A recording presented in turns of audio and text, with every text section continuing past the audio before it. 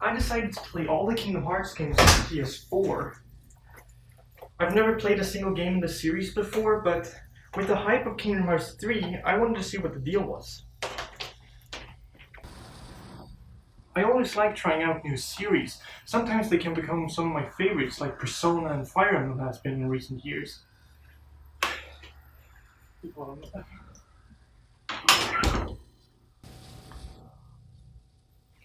Could Kingdom Hearts become a beloved series of mine? What am I doing? Since I'm playing so many games, these are just gonna be quick thoughts and opinions about each one as I go through them. So no Persona 3 length to this one. It's just gonna be quick, just gonna be my opinions, no story analysis or anything, no in-depth combat stuff. I struggle to call what I experienced good.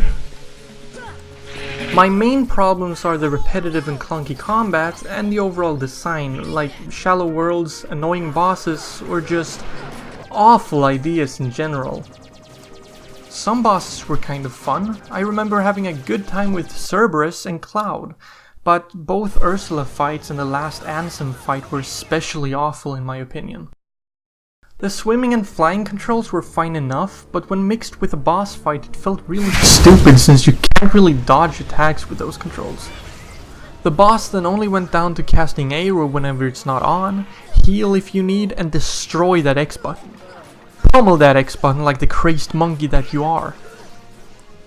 It's kind of the same with the regular fights as well, but being able to properly dodge attacks makes it feel less bullshit when you die. Worlds often had you run back and forth through the same areas over and over again, and it sucks at explaining where to go next, so you're running around hoping where you end up is where you should be. The worlds are generally small, which helps, but bigger worlds like the Tarzan Deep Jungle world are just awful. The story is pretty shallow in this one, there isn't much to it throughout, it only comes to play at the start and end of the game. Sure, there are a few snippets here and there that probably are of importance later on, but not to the story so far. It's silly and the writing is hilarious. Probably the most enjoyable parts of the game are from the Disney characters reacting to the utter nonsense that's happening. However, that also brings us to the game's biggest problem. Donald and Goofy are not the Donald and Goofy I know and love. They look like Donald and Goofy, but they are not Donald and Goofy. They're like imposters in Donald and Goofy's skin. It really is too bad. The other Disney characters are represented well enough, some better than others, but my favorites, and the ones you see the most, are not even close to their real selves. Sure, they've changed over the years, depending on demographic or cultural changes, but they have always had their bases there. Donald is kind of an asshole with a short temperament. He works hard, but when things inevitably doesn't go as planned, he completely loses his cool.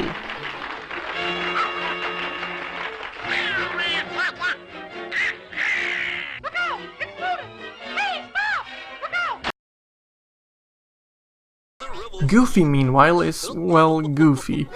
He's laid back and easygoing, he lacks the brain capacity to properly think things through, but is also extremely unlucky.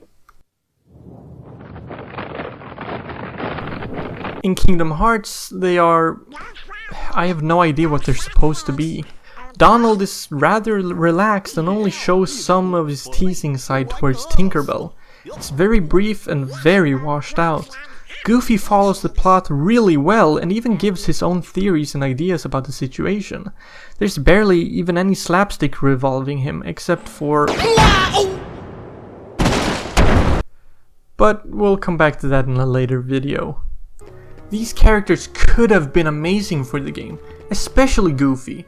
Having a character that has a hard time following the events could make for some really good comedy, as well as being a great bridge for the player to understand the sometimes confusing parts.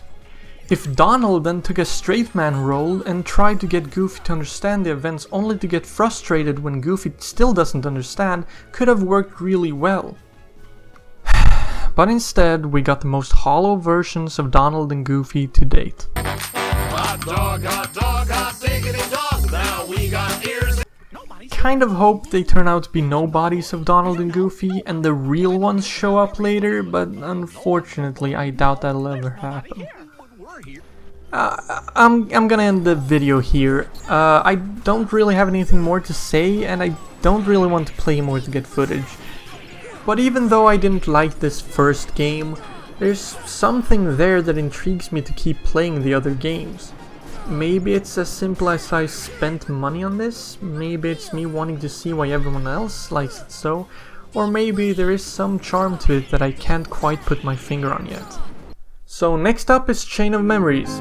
I have some opinions about it that might surprise some, but that's for next time. This wasn't a great start to Kingdom Hearts, but hopefully it gets better.